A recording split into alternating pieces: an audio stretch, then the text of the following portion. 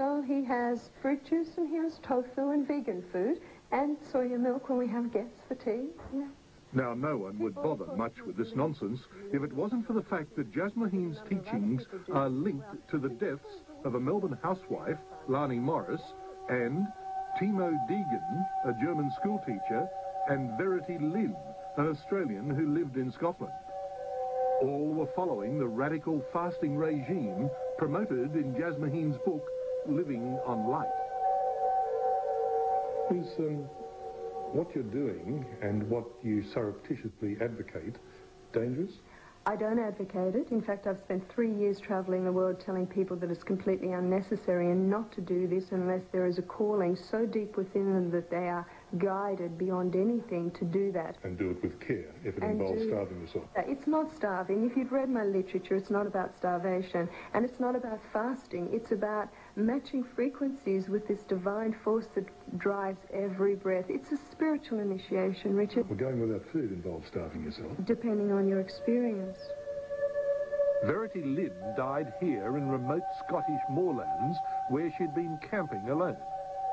By her side was a copy of Jasmuhin's book and a diary with an entry noting she was into the 7th day of the 21-day fast.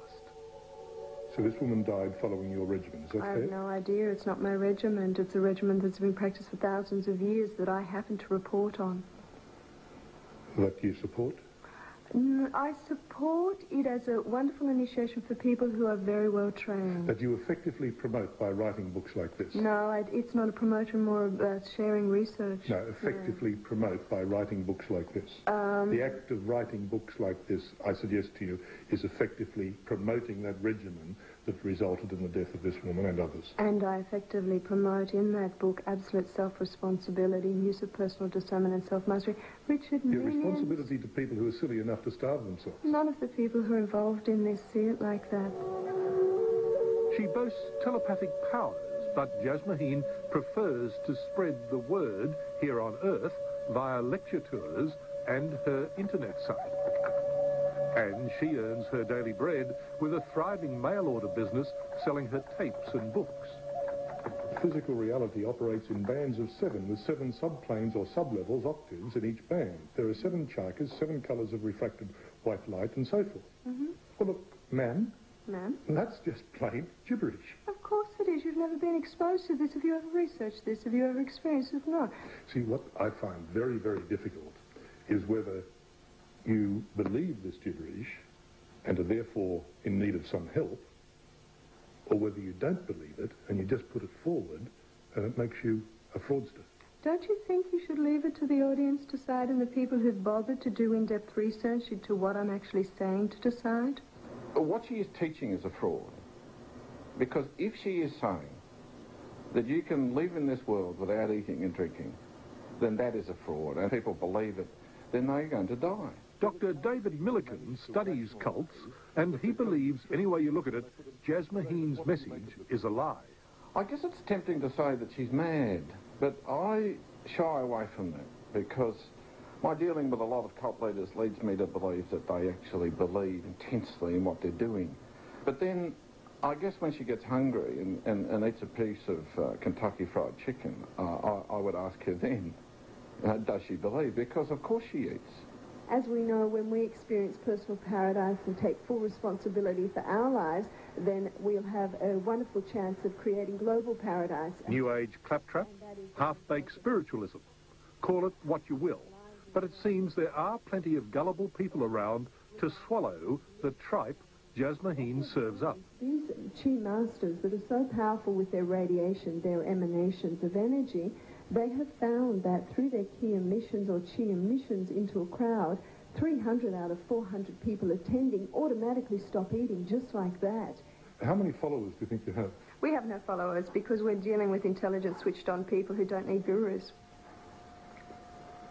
Sorry, run that past me again. We have no followers. I write books. I put information out on the net. If people feel it works for them, they may apply some of the principles. Well, how many supporters? Probably 100 million. 100? 100 million. You're doing well. We are. If we are to believe Jasmухin practices what she preaches and eats virtually nothing at all, then she's remarkably healthy. But should we believe her? I don't take any solid foods. I'm a breatharian, I have been for 19 years. Back in the early 80s, Californian Wiley Brooks preached much the same message as Jasmухin and built quite a following until he was caught coming out of a fast food store with a chicken pie. Brooks happens to be a close friend of Jasmухin. Wiley Brooks, yes, he's a fascinating man. A fraudster. Well, some people could say that, but I've been where Wiley's been. I'm there. He was seen coming out of a 7-Eleven McDonald's because he was travelling with a group of people who eat. I mean, would you like me to say, hey, Richard, we're travelling together, don't you eat? It's not really cool. So he came out with a chicken pie, but he wasn't going to eat it himself. That is the press.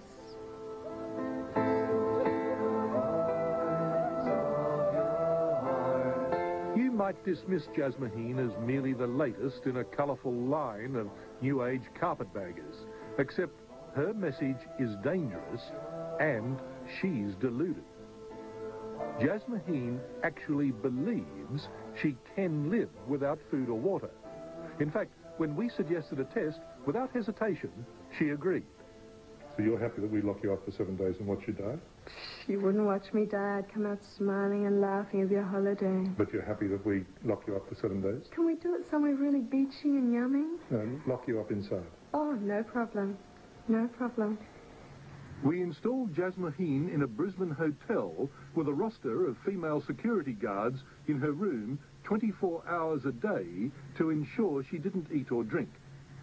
Her progress was checked by Dr. Beres Wenck, president of the Queensland branch of the Australian Medical Association. And by day 2, there were already problems. So you're now over And I did 5% dehydrated. I did 4 weeks today. You were pleased. Is that good? I don't know. If we let this go much longer, that's going to damage your kidney.